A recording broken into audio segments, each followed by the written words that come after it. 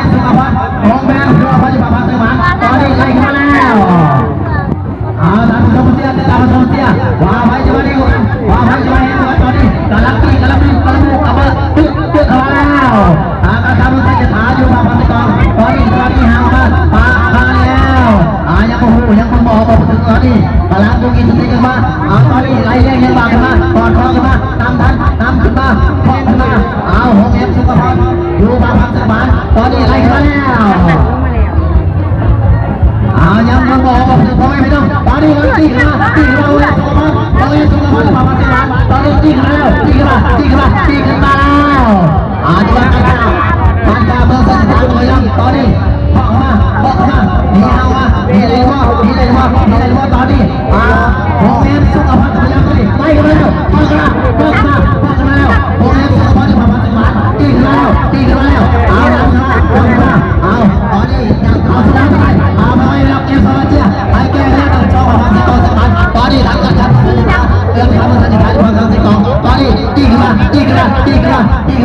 เอามานี่ไล่ไปตอนนี้ทางของเอ็มสุขภาพพยายามไล่กันมาเอาเส้นชัยปฏิบัติเอาเส้นชัยเป็นที่เรียบร้อยครับคณะกรรมการตัดสินมาในทางโฆษกเป็นคนตัดสินเด้อทางคณะกรรมการเป็นวันนี้เป็นแบบที่มาติดต่อตอนนี้ตามผู้กิจการมาเอาไว้ใจนี่เลยว่าไว้สองใจมาติดต่อวันนี้ไม่ต้องตามผู้ตัดสินแล้วกันไปกันใจทางนั้นไปใจละพักมันตอนนี้เราผู้กิจการมาตอนนี้กำลังจะมากันมาดาวมาตอนนี้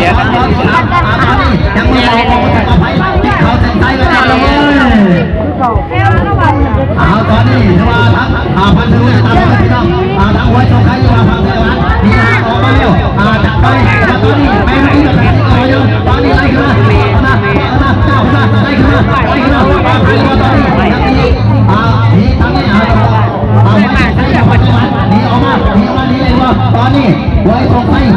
มาจากไหนเอาแซมได้มาปีนี้นี่ออกมาเร็วนี่เอามาแม่ไม่ได้เป็นแบบนี้กับมันยังไล่ขึ้นมาดูฝั่งเทวันแม่ไม่ได้เป็นแบบนี้ไล่ขึ้นมา